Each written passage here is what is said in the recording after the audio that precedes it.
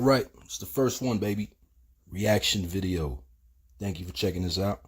We're watching the future of social media, 10 bold predictions. And this is courtesy of Future Business Tech. That is @future, Future, business, business, tech, tech. Go ahead and support his channel. It looks like a gentleman here in the picture. I want to say shout out to you. Don't copyright strike me. Fair use. Thank you for your contribution. Let's get into it, folks. Social media could evolve in ways that surprise us all. Here are 10 bold predictions about its future.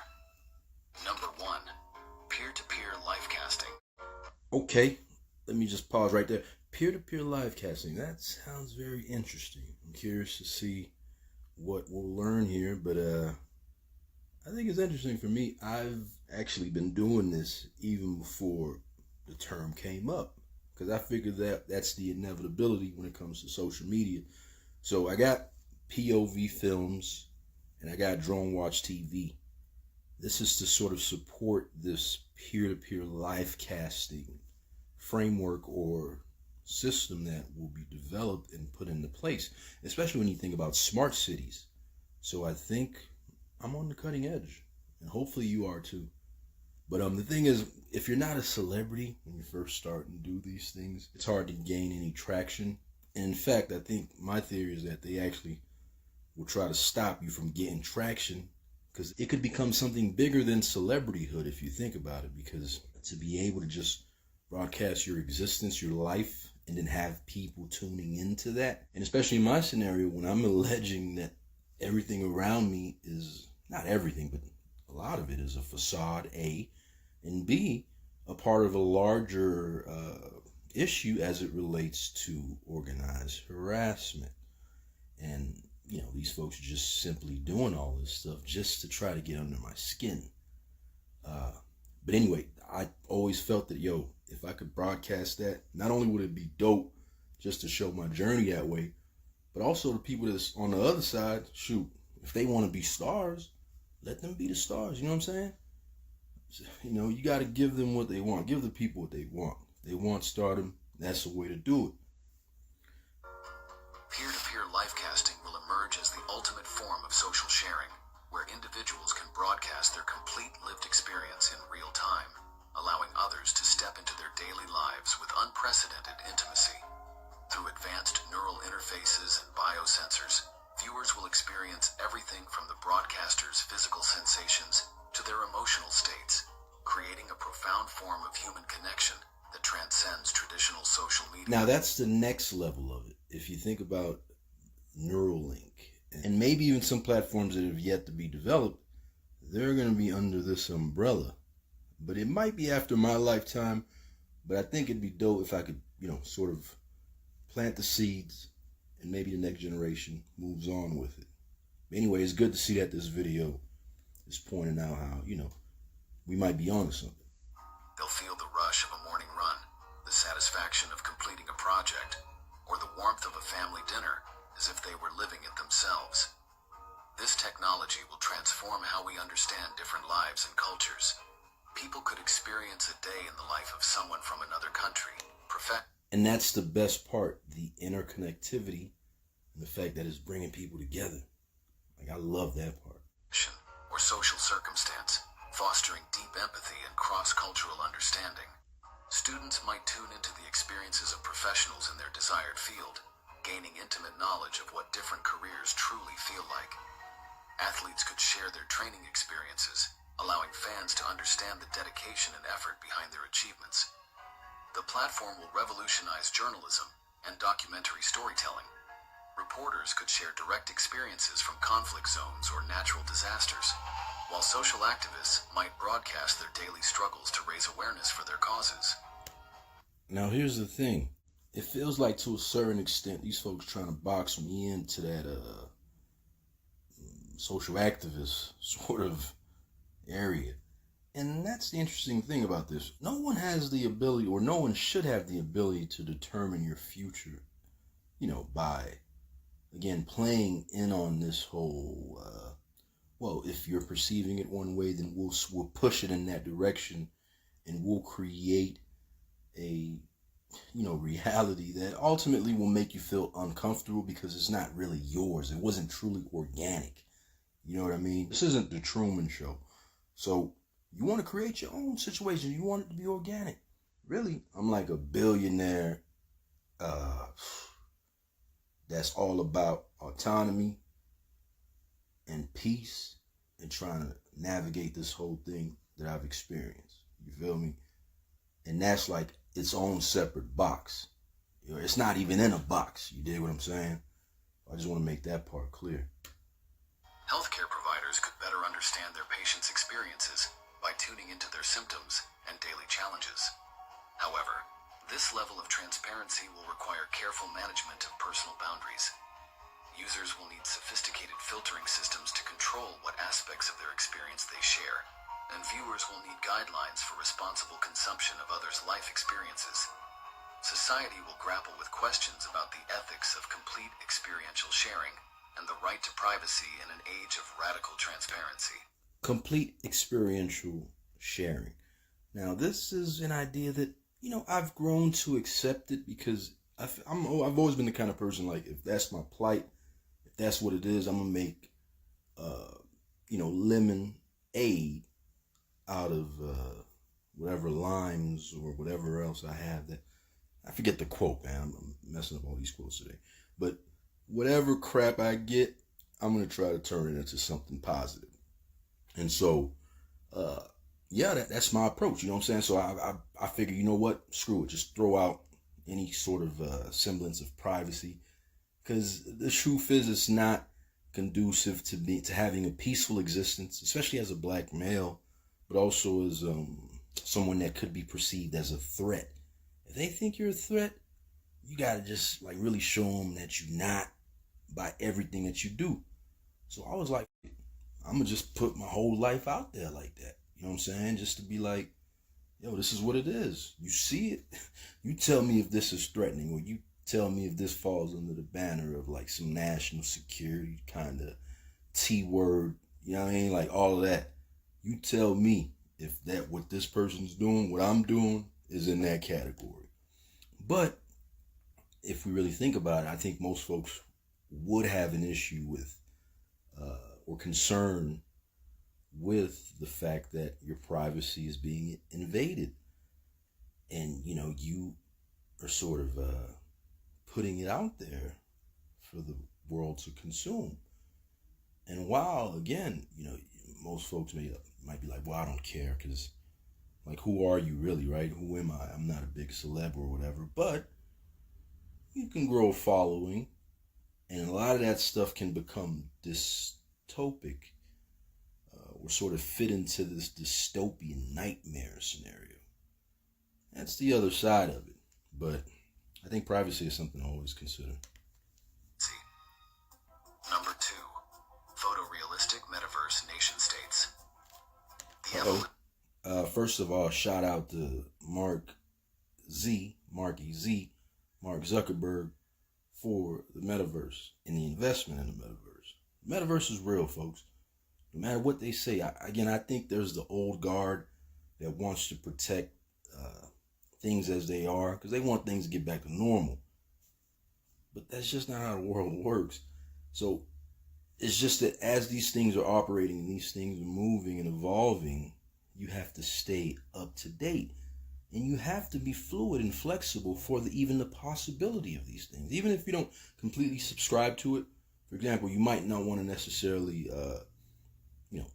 invest all that you have into the metaverse per se, but maybe you can start to, again, if you're active on the internet in that manner, whether it be creating the profiles, understanding how these systems are going to work, the younger generations are going to start embracing these things, and you have to be in line with how they're moving.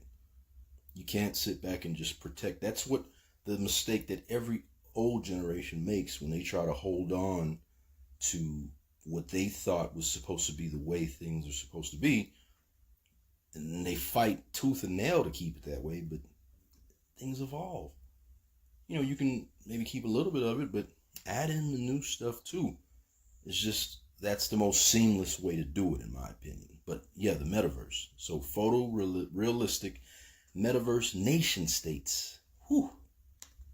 Evolution of social media platforms into photorealistic metaverse networks will fundamentally transform how we connect and interact online. Each major social media company could develop its own unique virtual world, creating distinct digital universes with their own cultures, aesthetics, and rules. These spaces would be indistinguishable from reality, powered by advanced graphics engines that render environments and avatars with perfect photorealism. And I don't know if you peep this, on a lot of these social media platforms, now they're starting to allow folks to create avatars.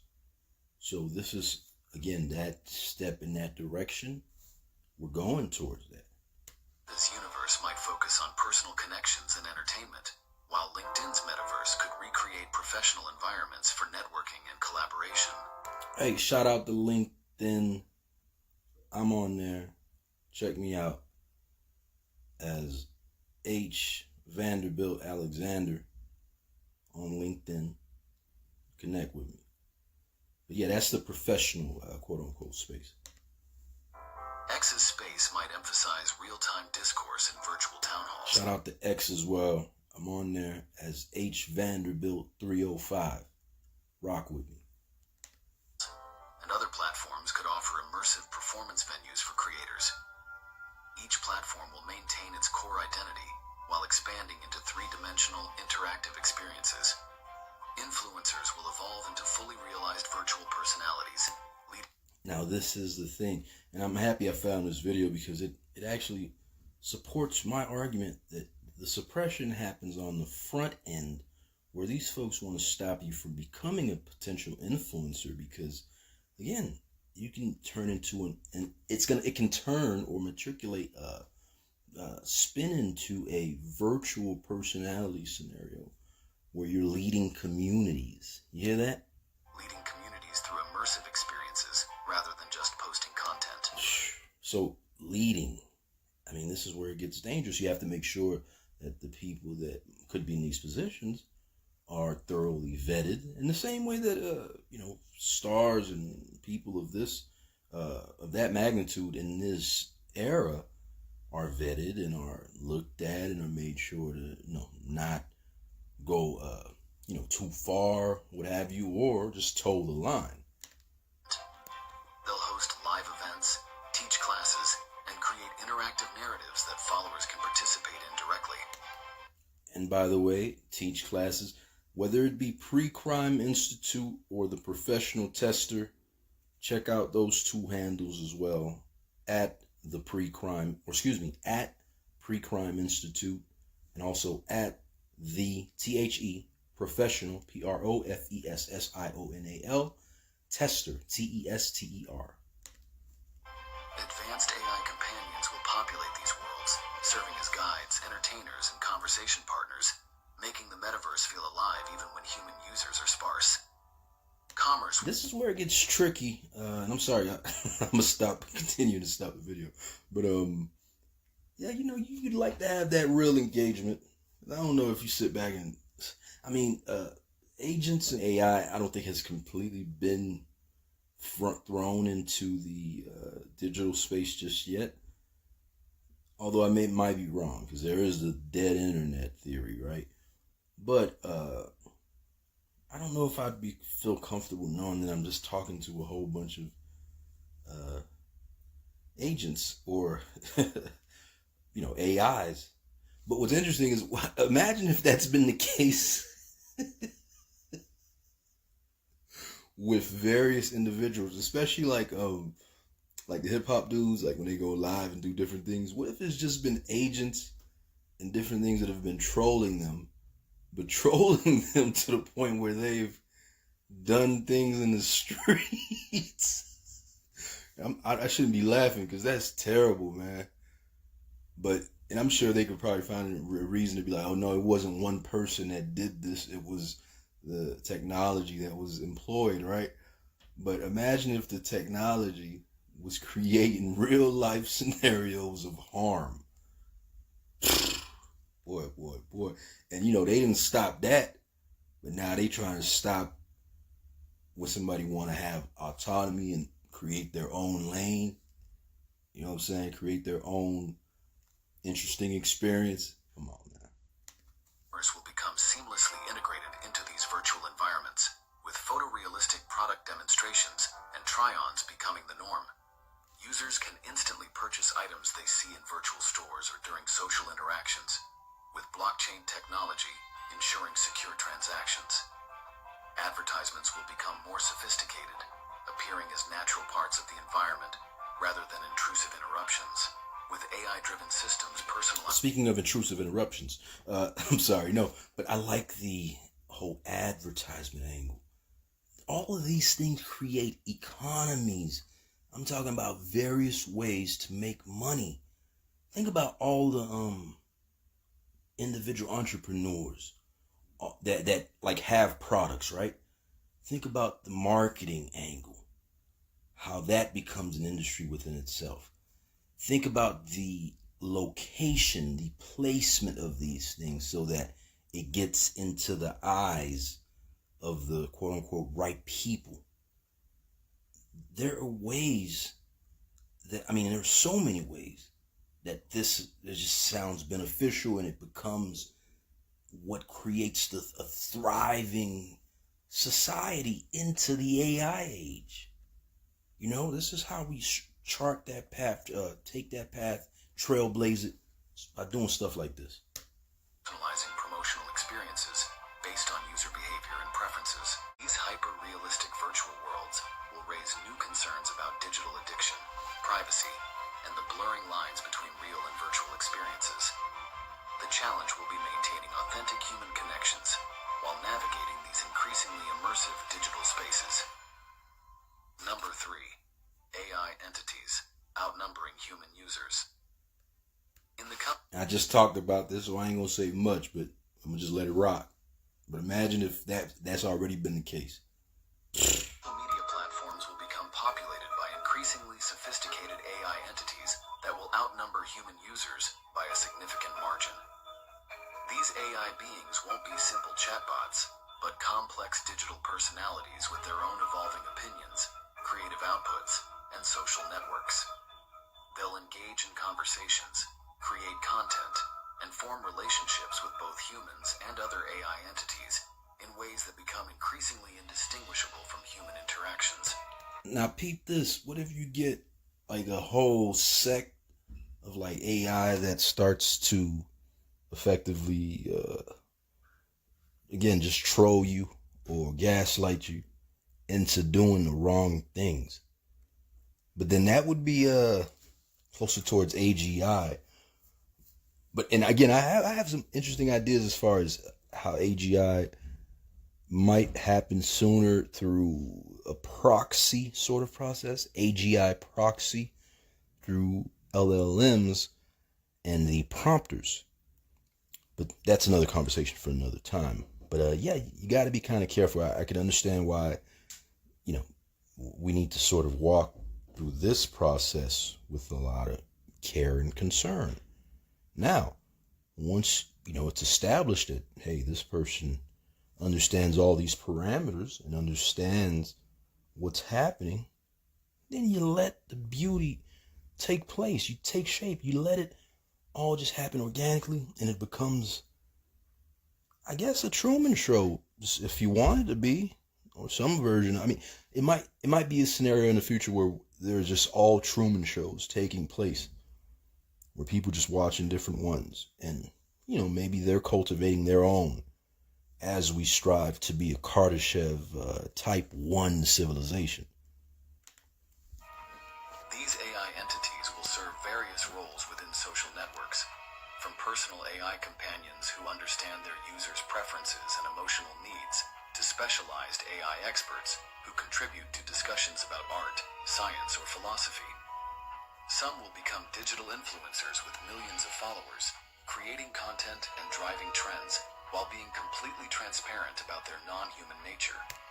And that's the key. Hopefully the transparency is obvious, but I feel like it's already starting to happen, whether it be through, you getting finesse thinking that the chick you liking her IG and you showing her love, shoot, is like the various social media platforms trying to figure out how much they can get away with, or how to sort of corral this whole process and sandbox it, if you will, in a way where testing can happen.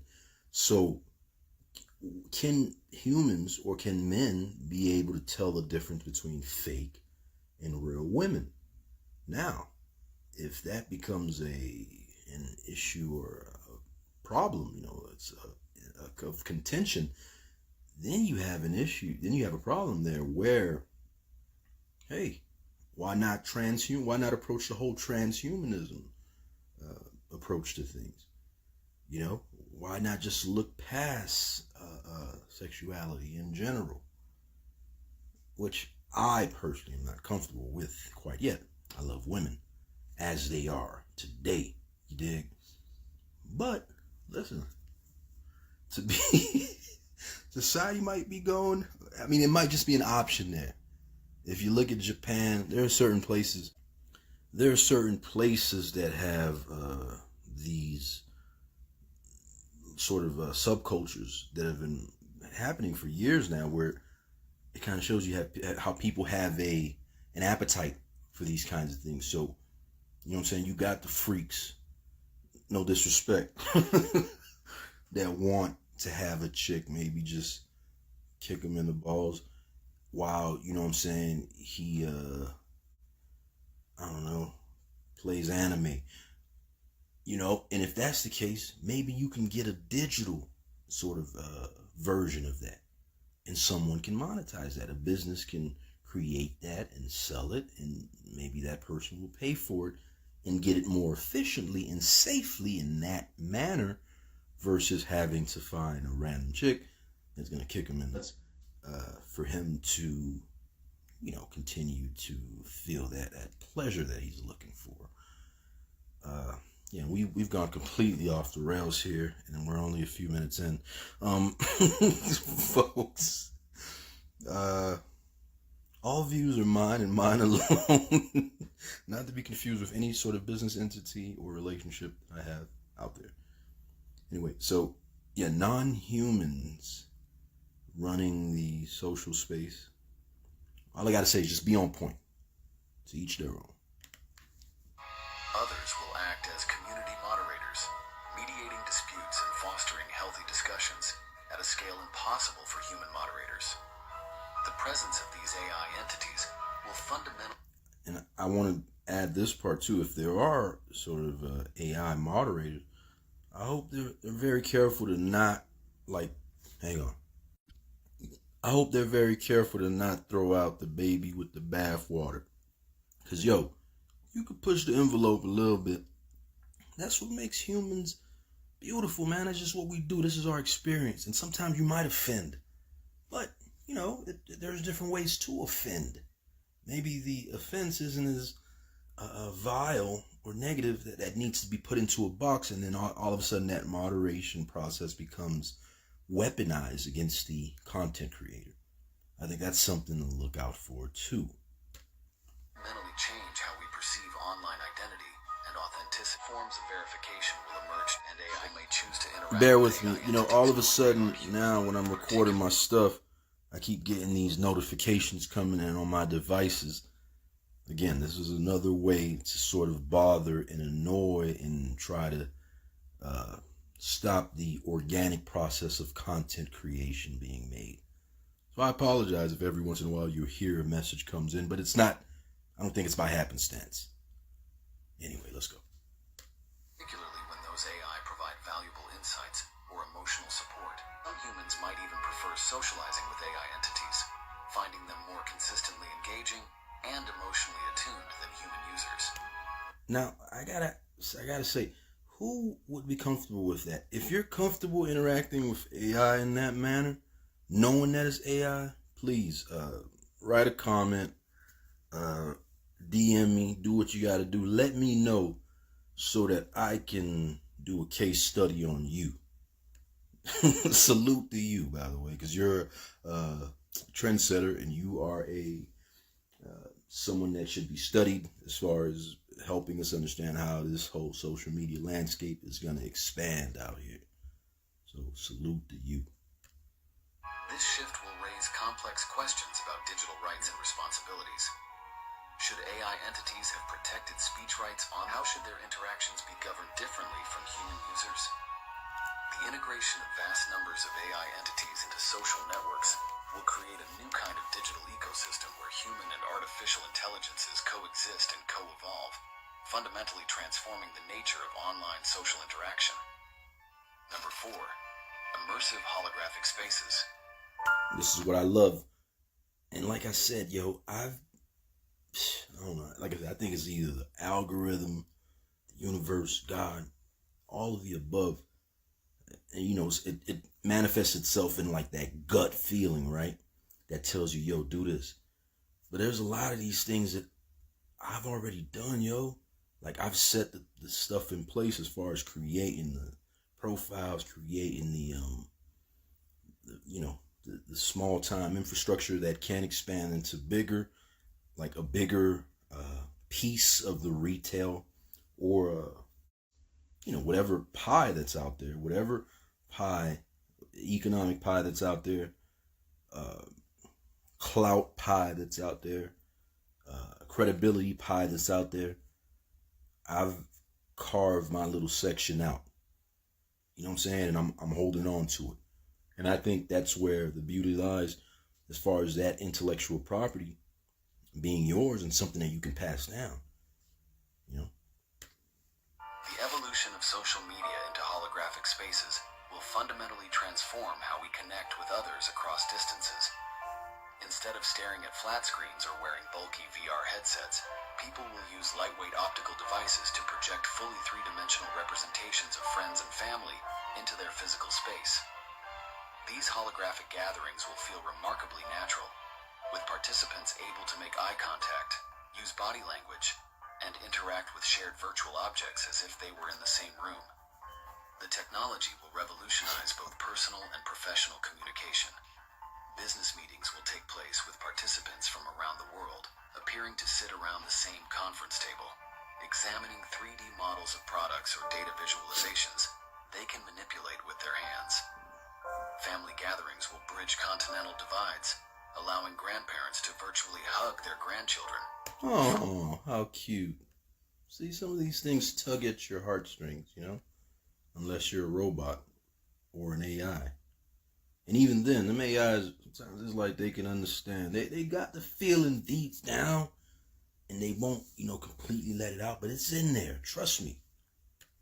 Friends, to share meals together despite being thousands of miles apart.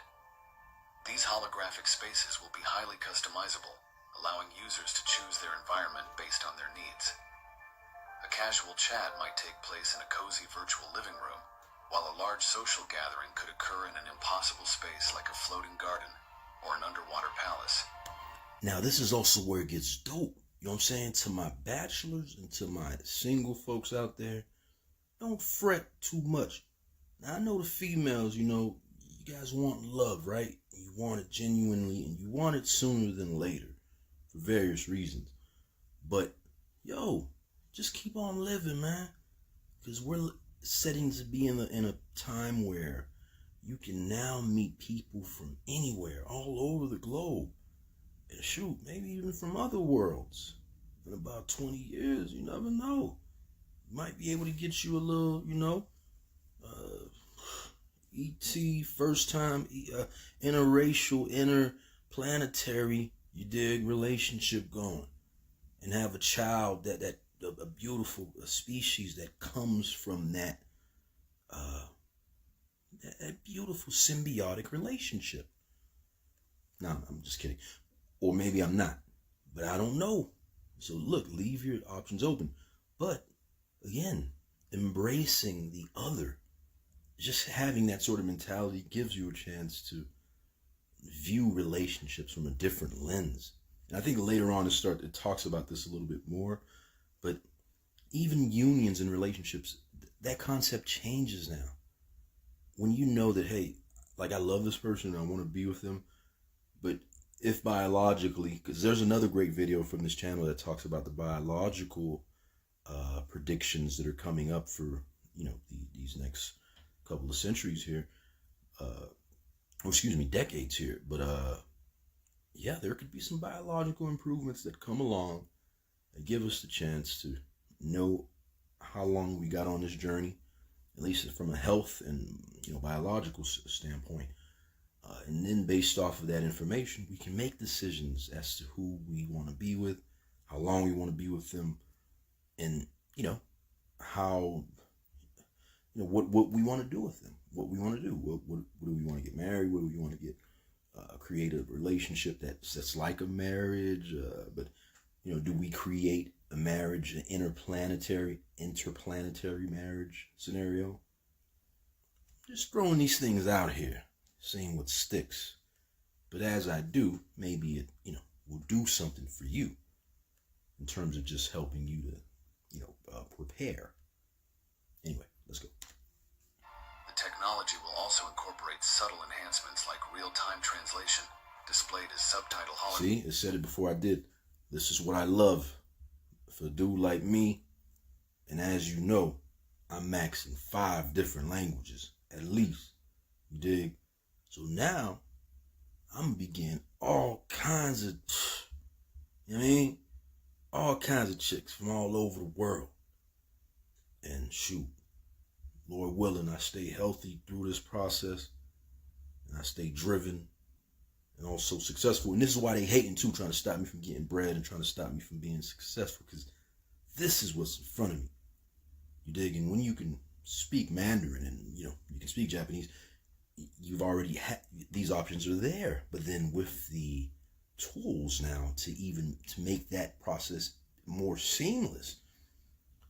I saw something that said that China has, well, yeah, billions of women, right? Hundreds of millions of women. There's billions of women on this planet. And I think it would be fair if I met a large majority of them. I just have so much love to give. But that's not to say that, you know, there won't be special ones that I suppose get more of me than I have to, you know. But again, let's not get into that too much. I'm sorry, folks. I'm going off the rails here. This is the first one. Please forgive me. If you like it, subscribe and continue to listen to me put my foot in my mouth. Let's go. Holograms and emotional feedback indicators that help bridge cultural and communication gaps. The impact on social interaction will be profound as the distinction between physical and virtual presence becomes increasingly blurred. While traditional in-person meetings won't disappear, holographic gatherings will become so commonplace and natural that people will regularly switch between physical and holographic interactions throughout their day without giving it a second thought. Number five, AI social twins. The rise of AI social twins will revolutionize how we maintain our online presence, allowing... Now this is what I love. And I went ahead and created a digital double.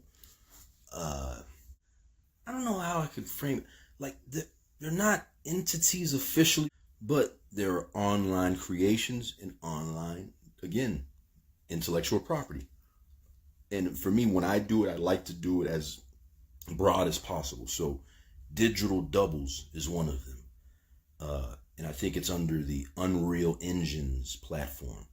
But there are various platforms out there that sort of allow you to use your talents now and maybe your skills with a team of people to create like this potential entity that, if a scenario happens where this particular idea takes off, then you are equipped with your pieces of the puzzle to, you know, put it all together and function well in that particular ecosystem.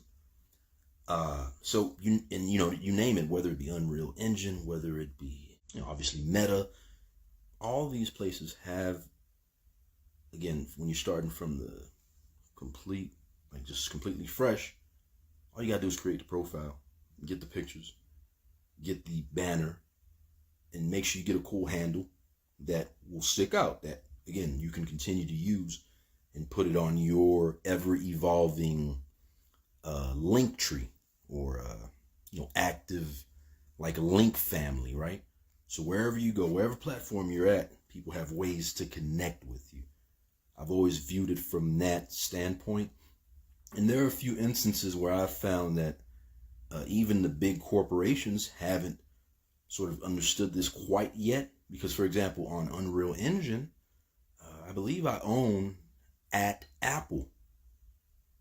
It's kind of like if someone owns at Apple on Instagram, like when Instagram first started, right? I always understood the value in that. Sometimes just getting your little piece. So maybe Apple might want to do business. Hey, we need that at Apple. Because again, the whole notion of tokens and different forms of currency these conversations start to take shape, especially in a Web3 context. Web 3.0 context. So, anyways, let's go. Allowing people to exist in multiple digital spaces simultaneously Oh, through sophisticated... this is what I was going to say with that. So they don't want that because obviously motherfuckers that's scamming, motherfuckers that's on some negative type stuff can start to cause some havoc in the joint. But, yo, man, this is what was at risk when they let this whole capitalism thing exist the way that it did and that it has. There's going to be people to try to stop that. And they're going to be incentivized financially or in other ways to stop that from happening, right? So it's just, again, the other side. That's the other side of the coin. That's how opportunity sort of functions, and economies function in a capitalistic state. And I'm still a proponent for it. And if you are, you can understand that within these gaps, there's going to be people that try to take advantage, that try to get some sort of edge, right? And sometimes it works, sometimes it doesn't. But I think what's interesting with the AI and technology also going forward, they're going to try to stop these kinds of things because it gets disincentivized. In a society where it's not really about the money, it's just about doing a good job. I think that's what's happening behind the scenes as far as these tests, these social media sandbox, if you will, that are happening, these experiments. I think they're learning a lot about the human experience and human nature. People just want to survive and thrive also, but there are different forms of rewards that they'll be comfortable with to feel that sense of thriving. It doesn't necessarily have to come by way of that paper money, right? That's what it used to be. But even that is becoming far less and less of something that people even have access to like that, because it's all just on the phone. So when it becomes that kind of process where it's quick and you swipe it, you just put it on some kind of scanner, you view it differently. There's some negatives behind that, but there are a lot of positives behind that too. I think that's when when people start to reflect, like, yo, I'm not gonna hurt someone, take someone's life because of the ability to sort of just scan something. That's pretty crazy, right? Versus actually seeing the green, the president's on it, seeing all of that, and seeing it in movies, seeing it in different things, like, oh, I gotta get it. Like that whole notion of going after money in that manner, I think is dying off. But anyway, let's go. AI versions of themselves. These digital doubles will be trained on years of personal data, including social media posts, messages, and real-world interactions, enabling them to accurately mimic. Anyway, yo, sorry for the commercials, but I'm gonna try my best to cut them out. But if they're still in here somehow, it's because all of a sudden the commercial's gonna pop up. Because my attention is here. So, in a sense, my attention is being monetized through these commercials, but then it's also impacting you as a fourth wall. But I don't know if you necessarily are going to be impacted by these commercials. And if you are, shouldn't I get, Give him some paper for that.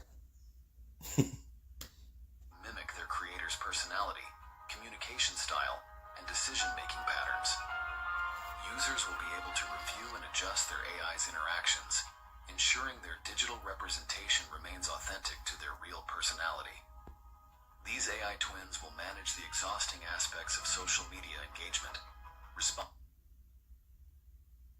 to comments, participating in discussions, and maintaining professional networks, even while their human counterparts sleep or focus on other activities. And again, I've done this just by way of having various, even on YouTube, just different places where I could post. But again, what I've realized they've done is that they've stopped me from being able to really take off in that regard, because certain pages will get 0 views. It's like this concerted effort to stop my creativity, man. But they're not going to stop it. All they can do is just make me feel like, oh, it's not worth it, right? Because we all have 24 hours to try to accomplish these things. And some of them, when they seem fruitless, you're like, man, maybe I just won't do it anymore. But, you know, the good news is that when you do it, it's also accumulating data for yourself so that your digital version can understand who you are or who you were. Because I have a theory as far as being able to take an accumulation, and you can do it. I'm actually working on this with one of the entities here. But what we're going to do is create, or we've been working on creating, large language models or deep neural network, deep learning. You can feed it all this data about a person, and it can essentially create that person, like how that person would have operated, how that person would have been. So we're working on doing this for folks that have passed away. And we're going to, you know, when you think about these kinds of ideas, right, they sound huge, and maybe they might not get mass adoption throughout the whole world, right? But maybe you can offer it to your particular community, even if it's a smaller community. You know, you might want to offer it to the Haitian community. And that way you can create a tool that shares goodness and shares love, right? You know, who would be against having an ability to connect with a loved one that has passed away, but taking their fingerprint, not literally, but digitally and figuratively, and everything that they have, putting it into a large language model, and that coming up with the closest version of your person that you I'm sure you truly miss, right? And you just want to get a little piece of them. So these are the like breakthrough moments that, and just like they give me chills when I think about them, because I can't see who would be against that, straight up.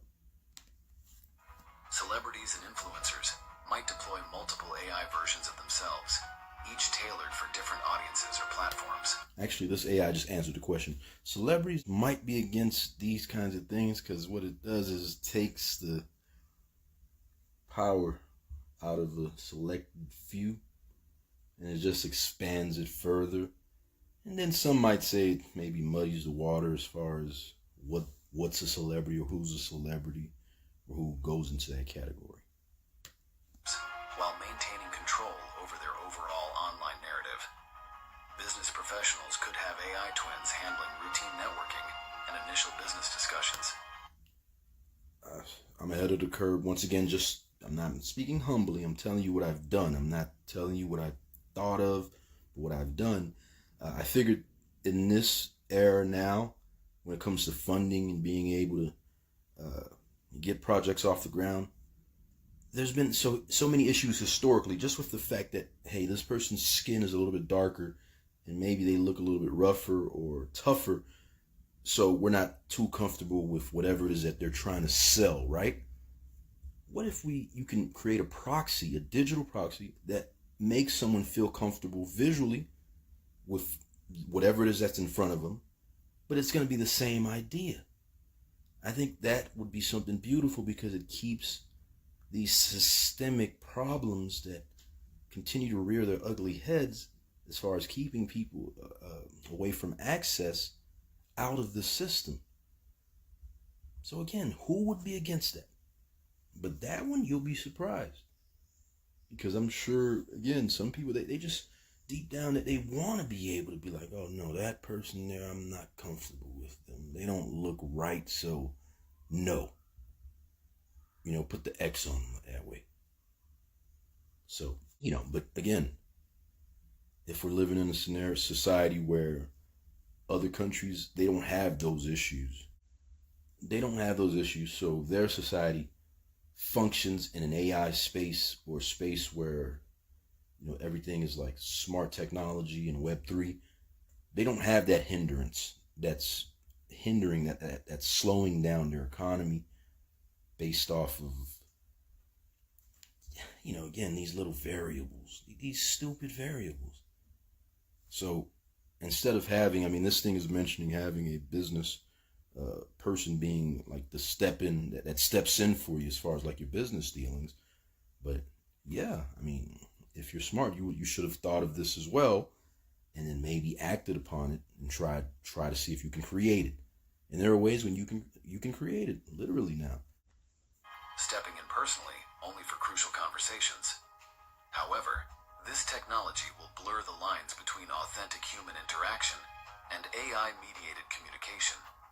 Social platforms will grapple with new challenges around verification, potentially developing sophisticated humanity checks or requiring clear disclosure of AI involvement in conversations. Now, I like that, Some by the users way. might prefer to interact. But by the way, there are different things out there apparently that you can use to communicate with your loved ones. Like, let's say you're really busy and you don't have time, which, again, there's the ethical, or is it even something that you would tell a loved one?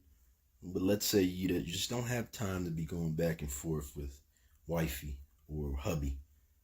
You can send them a message, or rather use the AI, employ the AI to connect with them and, talk to them while you do other things. So, for the sake of efficiency, a lot of these things are being cleared up and cleared out, unbeknownst to a lot of folks. Interact only with verified human accounts, while others might appreciate the consistent availability and rapid response times of AI twins. The concept of digital identity will become more fluid as people learn to trust their AI twins with increasingly complex social interactions. Users will need to carefully balance the convenience of automated social presence with the authenticity of genuine human connection. And these are new conversations that will happen in the dating space. When it comes to meeting someone, you got to ask them now, hey, are you comfortable with my digital twin communicating with you from time to time, so that, when I can't necessarily communicate with you? That's a fair thing to lay out, Leading to new social norms around when it's appropriate to deploy an AI twin versus engaging personally. Number 6. Memory sharing threads. Memory sharing threads will introduce an unprecedented level of intimacy to social media by allowing users to share their actual memories as vivid, experiential clips that others can fully immerse themselves in. This technology will transform storytelling from a descriptive act into a direct sharing of lived experience, complete with all the sensory details, emotions, and subtle nuances that make memories so powerful. Users will be able to curate and share their most meaningful moments, from childhood adventures to life-changing encounters, creating threads of experience that others can step into and feel as if they were there. This technology will revolutionize how we preserve and share family histories. Grandparents could pass down their life experiences directly to younger generations. Again, you got to be a robot or some kind of non-human entity to not get chills just from hearing that. How wonderful is that? Grandparents get to pass down their life experiences directly to younger generations, sharing not just stories, sharing not just stories, but the actual feeling of living through historic moments. Ooh. Cultural preservation will take on new meaning as communities can archive and share their collective memories, allowing others to truly understand their traditions and experiences from the inside. The impact on education and professional training will be transformative. Students could experience historical events through the memories of those who lived them, while medical students might learn through the direct experiential memories of seasoned surgeons. Now, take a minute, take a second to think about that, what that means as far as intelligence. If you can go back, and maybe you were a great student because you pushed yourself, right? Maybe you grew up in an era, like, look, we didn't have any 3D, we didn't have any of this stuff. We had the books, and they were on paper. We had to be creative to feel engaged and motivated to continue to learn and dig for more information, right? But these kids now, they're going to have that ability at their fingertips from Jump Street to be able to immerse themselves in this knowledge, this vast knowledge that's out there. So they then become repositories of all information. You know what I'm saying? So we're going to have some very powerful people that, just by virtue of having access and having the ability to avoid the disruptions and distractions, they're going to be able to really do some groundbreaking and phenomenal things out here. Artists and craftspeople could share the exact moments of inspiration or technique that led to their masterpieces, creating new ways of passing down skills and creative insights. However, memory sharing will raise profound questions about privacy and consent. It's funny, and I want to play this video, but I'll do a reaction to it. It's like a little short. Shout out Content Machine.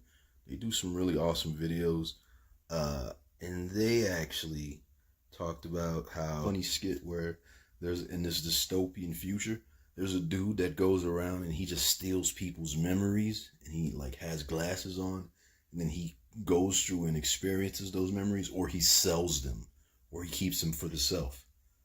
And there was one where the guy, he had like this little straw, he just put it to another dude's head, and he was like, all right, let's see. And he pulled, and he was like, oh, childhood trauma. Yeah.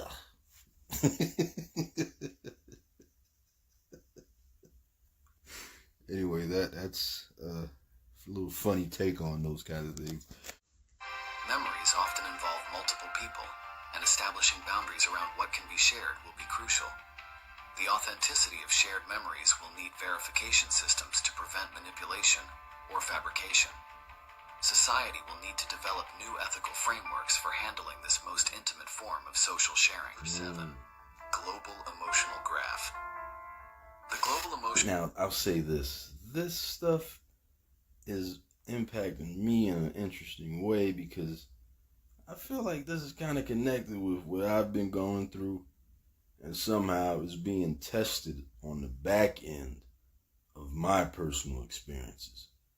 I'm going to just put that out there, but I'm not going to get too much into that. Y'all already know. Y'all seen the stuff I posted in the past. We trying to move past that, but yo, it happened. Straight up. Emotional graph will emerge as a groundbreaking tool that continuously monitors and maps the emotional climate of the entire planet in real time. This vast network will aggregate emotional data from billions of social media users, combining sentiment analysis from posts, biometric data from wearable devices, and environmental factors to create a living, breathing atlas of human feeling. Cities, regions, and entire continents will pulse with different colors and intensities, representing the collective emotional states of their populations. This emotional mapping system will revolutionize how we understand and respond to social phenomena. Government agencies will use it to detect early signs of civil unrest or mass panic, enabling proactive intervention before situations escalate. This is where it gets interesting. But I'm talking about everything from the Myron May posts to different... And I'm not trying to gaslight. I'm just responding in kind to how I've been gaslit. And what I'm trying to do is just get a fair gauge of people's understanding of what I believe to be a travesty. Now, if they don't care, it doesn't matter. And according to my views and what's happening with these projects, no one's watching them, so who cares, right? But that's not the case. Because of the artificial suppression, uh, because of the suppression, the astroturf nature of this whole experiment is sort of proving that, well, yeah, it's proving that that's taking place, because why would you care if it's not hitting home that way? Now, all I'm asking is for the space to be able to create, right? But I guarantee if I get space to create without any hindrances, the people will come. And then they'll recognize how grimy whoever it is that did the dude Myron May like that and have done dudes like that, whether it be Aaron Alexis, Xavier, Micah Johnson, yo, all those scenarios are bugged out. And whoever had a hand in them, they some grimy muckers, yo. But who am I to judge? You dig? Because they'll have to answer the same way I got to answer. But all I'm saying is this is front of mind for me. So I have the right to put it out there. Whether others consume it or not, that's on them. But if they do, shoot, whatever it is that comes from that, knowing that if they got it from me, they're going to try to approach it from a positive standpoint. Because, shoot, if I went through it and I haven't been negative, I haven't struck back like them boys did, you already know. This is just a template for letting it be, man. You feel me? Let the universe deal with that. Let the universe deal with those people that do those kinds of things, you dig? That's just what I've always said to you, like whoever's listening to this. You know, it ain't an eye for an eye. You feel me? But we need to get some answers, man. Like what are the rules in this joint? Maybe we had it all the way wrong. And shoot, if we misunderstood it in terms of the populace, the information we was getting, if we misunderstood it, then hey, clear it up. If it's a different tiered system as far as justice is concerned, and it's not for everyone, just clear it up, man. But whether it be through IP, through these little forms of streaming things that I'm doing, I'm at least being very clear with what I've learned. And just because I don't get any answers in return doesn't absolve the folks that have done these things of whatever it is that they've done. But again, that's between them and their whatever maker. But at least as far as the system is concerned, though, that system is still on trial here. It's still on being what is it called? Cross-examined. Legal jargon. Yo, we going back and forth trying to get some answers here, right? And just because you staying quiet, that don't mean, you know what I'm saying, answers ain't hitting home. That silence speaks for itself for the most part. Let's keep going. Public health officials will track waves of anxiety or depression moving through populations, allowing for targeted mental health interventions. During natural disasters or crises, emergency responders will use emotional data to identify areas of highest distress and allocate resources more effectively. Like I said, I think this is a positive here. But from what I've seen, I hope it's not on purpose, because I would think that, like, you got into a job where you're supposed to help people to actually do the exact opposite. You're participating in creating fake mental health scenarios by using gang stalking and organized harassment just to justify your job? Or like, what's your MO here? It's like, seriously, like, so as I'm reflecting through this, I'm like, yo, this has to be outside of like human led experiences, because you're a monster. Like, you're creating the boogeyman just so you can justify your job. Like, there's nothing else better that you can do. You are trying to trick the public to make them feel like, no, that person's the one that has issues, and I'm here to save the day. But from what I've been seeing with this stuff, like, yo, you drive out there and then the police sirens pop on and it's nonstop. It's like, yo, what the like, if the person didn't get it the first time, whatever it is that you're trying to convey, again, it's not going to hit home the 100th time, the 1,000,000th time. All it's going to show is it's going to expose you for what you're doing. And this is that moment here. Again, Myron May, you saw what happened in that scenario. But you're replicating that same action again and again. Again, I'm sorry, folks, but this is cathartic too. So I know we're talking about the future of social media, but I'm sorry for my tangent. Anyway, let's get back on track.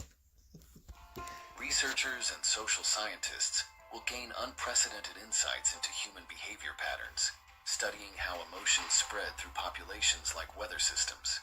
They'll observe how global events, from political decisions to entertainment releases, create ripples of feeling across continents.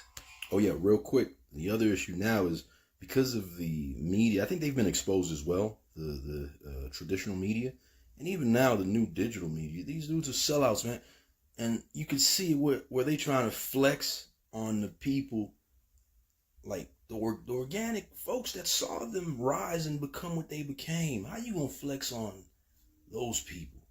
It just doesn't make sense. And it speaks to the idea of like selling your soul, man. Because, yo, you want that even based off, you what it's tied to. You know what it's connected to.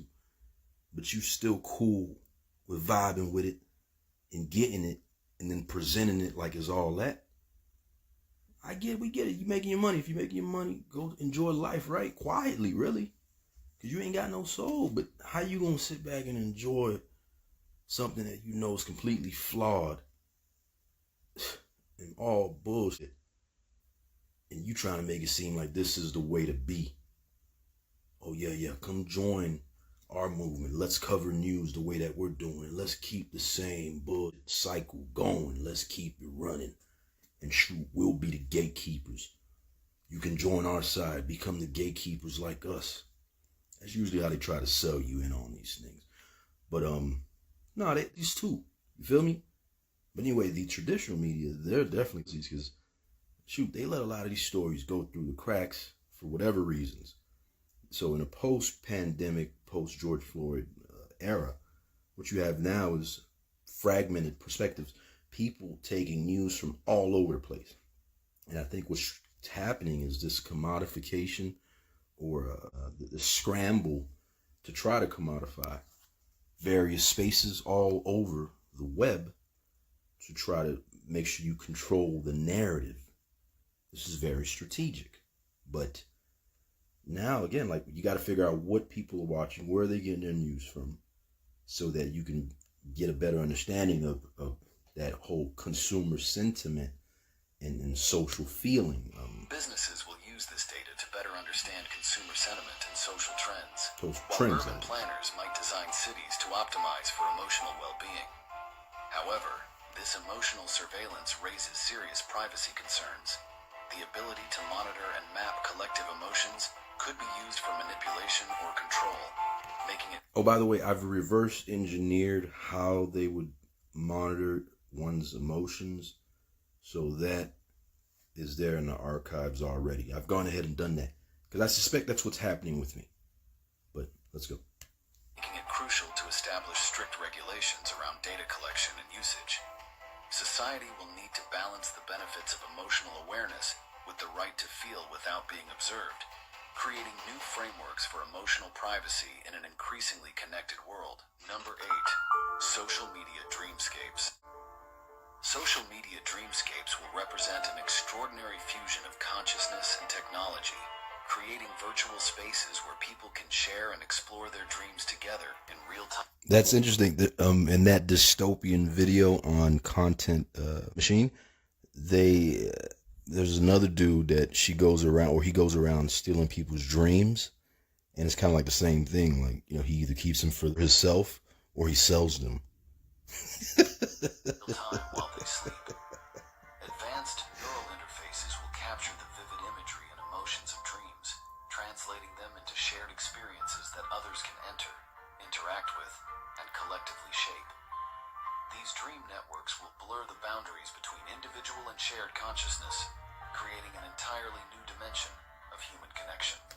And again, this isn't like science fiction. It's feasible considering the neural research. And just step your research game and learn about these things. But don't be listening to it, be like, man, this is all horseradish or complete malarkey. No, this is real. AI systems will act as dream curators, weaving together compatible dream narratives from multiple sleepers to create coherent shared experiences. Users might find themselves exploring fantastical landscapes born from the combined imaginations of thousands of dreamers, each contributing their own subconscious elements to the collective dreamscape. These shared dreams could range from carefully structured therapeutic environments to wild creative spaces, where the normal rules of reality hold no sway. The therapeutic potential of shared dreaming will be revolutionary. People suffering from recurring nightmares could enter supervised dream spaces where therapists and support groups help them confront and reshape their fears. Now, here's the thing. What about a scenario where someone has maybe some very strange dreams? Because, sometimes dreams, because again, this gets us closer to answering the question of the subconscious or conscious. Like, what does that entail, right? Where does it come from? Because again, if someone is having dreams about dinosaurs and trolls, sleeping with gorillas and iguanas, and they're all together in this huge party that P. Diddy has set up. Like, you can't tell me that person is suppressing some sort of, very dark feelings about maybe, his emotional trauma or childhood trauma. Maybe it's just a wild dream. But to have someone that's sitting there observing it, like, this is what science is going to be. Now, here's the good news. For anyone that's interested, and especially the kids that are coming up, they might want to maybe become a psychologist, right? Or a psychiatrist. Listen, you're going to be doing like, this is the lens and the way that you'll be dealing with your profession in the future based off of technology. And if that doesn't excite you, again, you must be an AI yourself. Anyway, let's go. Trauma survivors could process their experiences in safe, controlled dream environments, supported by others who understand their struggle. And talk about new roles and jobs and careers that get established here. Imagine having that role to be a dream Sherpa, a dream guider, the person that is going through the experience with another person to help them in their dreams and help them overcome their trauma. You talk about like that. That's not a job. That's a lifestyle. You know what I mean? And imagine if that's just all you're doing. But then how do you work on your trauma? Anyway, just something to think about now. Creative professionals could use shared dreams as innovation laboratories, drawing inspiration from the unlimited possibilities of collective unconscious expression. Oh, by the way, if you haven't done this, you should try to do it.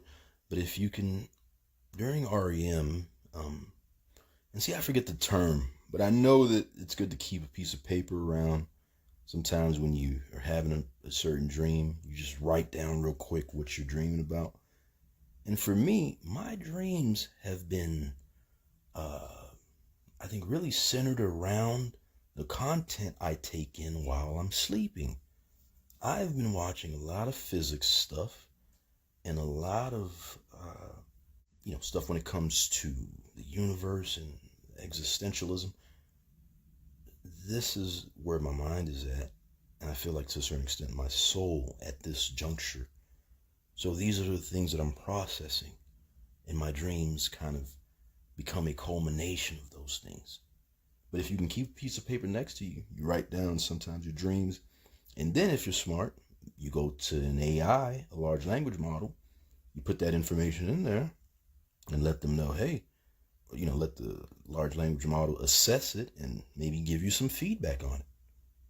That'd be something that anyone can try, and see if it helps you get some answers. Anyway, let's go.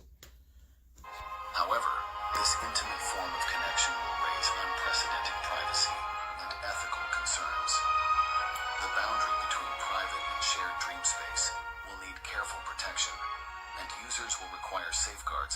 unwanted dream intrusion or manipulation. Society will need to develop new frameworks. Just soak that in. Unwanted dream intrusion and manipulation. Now, we thought this would happen from a, I don't want to say literal standpoint, but people literally said, man, my dreams have been screwed with, right? Like someone stops you from, or trying to hate on your progress, right? But now they can literally do it, yo, on some, they get in your dreams, they get in your head. Yo, this is crazy, man. Frameworks for understanding and protecting the rights of dreamers in these shared unconscious spaces. 9. Hyper-personalized reality feeds. Hyper-personalized reality feeds will transform social media into an experience that seamlessly blends with our daily lives, creating a personalized lens through which we view the world. Advanced AI algorithms will analyze countless data points, from biometric signals to environmental factors, creating a content stream that perfectly aligns with our current state of mind and immediate circumstances. I just mentioned that, and that's pretty awesome. Again, you're witnessing now this symbiotic, man, you talk about, what's it called? What's the term? The flow state here. I say this, and then it plays out in terms of the video. And of course, I've seen the video already, but I didn't know this moment was coming up right now. But it just stands to reason that we would be here. And again, that stream of consciousness becomes your literal stream of content that you take in. You know, that's why I say be very careful and intentional when it comes to curating your algorithm. These feeds will adapt in real time to our emotional states, detected through facial expressions, heart rate, and stress levels. If you're feeling anxious, the system might prioritize calming content or connect you with friends who have a soothing influence. During productive periods, it could filter out distractions and highlight motivation-boosting content, while periods of creativity might trigger exposure to inspiring ideas and collaborative opportunities. Look, again, you don't have to wait for this. I know it sounds far out, but you have the means to do it now. You can literally go through, use a large language model, ChatGPT, Gemini, what have you, man, whatever it is you want to use, Llama. Yo, go in there and ask it, like, what, you know, these are my habits, and this is how I like to do X, Y, and Z. Help me find a way to understand when I'm at my most creative, or when I need inspiration. And then that becomes a basis for how you establish your days.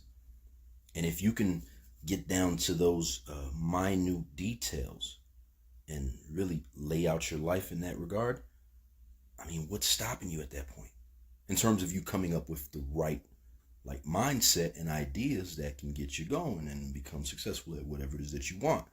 Obviously, the next step is money, connections. These things still exist too. So, opportunities. The technology will integrate with augmented reality, overlaying personalized digital content onto our physical world. Shout out to AR. Again, get into the AR spaces. Meta, Apple. There are spaces here that they need content. They need people to start sharing so that it can become more vast. The content spaces, that is.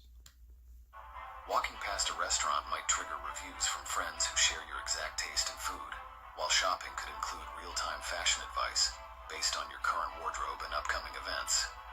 I know the ladies gonna love that. That's for sure. Professional networking will become more intuitive, with the system highlighting nearby people who align with your career goals and interests. However, this level of personalization will present significant challenges. The risk of users becoming isolated in increasingly narrow reality bubbles will grow, as algorithms optimize for comfort over challenge or diversity of perspective. There's also the potential for emotional manipulation, as systems learn to exploit psychological vulnerabilities for increased engagement. The technology will require careful balancing between personalization and exposure to diverse viewpoints to maintain healthy social development. And of course, that's the important part. Hopefully, at least what I'm doing can help out in terms of the next generation and, you know, how social media evolves, Because I'm just laying out a template. That's what I've experienced throughout my life, while keeping it as productive as possible. You know, and again, hopefully, still trying to maintain healthy social development. It's something that I want and I seek, and that, you know, again, I think it's great for people to have. Number 10, time-dilated social spaces. Time-dilated social spaces will revolutionize how we experience social interaction by manipulating our perception of time within virtual environments. Through advanced neural interfaces and Now, again, not to toot my own horn, but I've tested this, and I've been doing it for years now. I'll post depending on, you know, where I want the content to, just to see if it strikes in a certain area a little bit better than other places. But let's say you drop it on West Coast time, you dig, Pacific Standard Time. Let's say you drop it on Eastern Standard Time. Let's say you drop it based off of you being in the Middle East or in the East. You know, other places all across the globe. And so you're sort of testing the algorithm this way, right? And then I think it's a way to, again, test this, like the effectiveness of your social media, of your media and your content, and how it impacts social media. But what I will say is that I think there's this issue, again, with the traditional ugly aspects of content and of controlling narratives and whatnot. They come in and they flooded the zone with so much BS that, again, is all strategic just to make people not like get closer to, you know, I guess getting at the truth or whatever it is that they're seeking, that self-actualization. They try to keep them from getting to that place. So they flood the zone with so much that keeps them coming back for more. But the thing of it is, the people gonna come back for more regardless. Like, just because I think that's the mentality they applied to traditional media, you know, trying to get people to turn back on that TV. But the phones were different. The phones didn't need that. And so those entities that tried to do that, they really messed up this game in that sense. Because they made this thing become like they you know, cheapened it. It's supposed to be just strictly organic, yo. And if it stayed like that from Jump Street, you know, maybe it'd be at a different place right now. And of course, you know, maybe you want to just be able to protect society, right? But the truth of it is, it's just more about protecting power, which, again, you can't necessarily do it the way that you would like to, because even governments, for example, they can't stop the individuals that have their algorithmic solutions, if you will, in place. For example, Obama, right? Whatever Obama carries in terms of his social media presence, that is not going anywhere.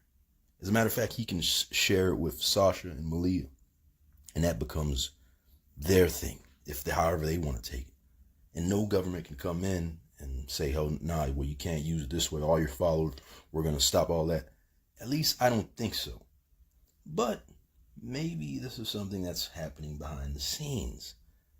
And maybe I just haven't, you know, it hasn't been admitted quite yet, or it's something that will never be admitted, and they rather continue to try to trick us before they get to the point where they say, "Hey, you're right, this is what we were doing." But people don't get dumber, they get smarter with this stuff.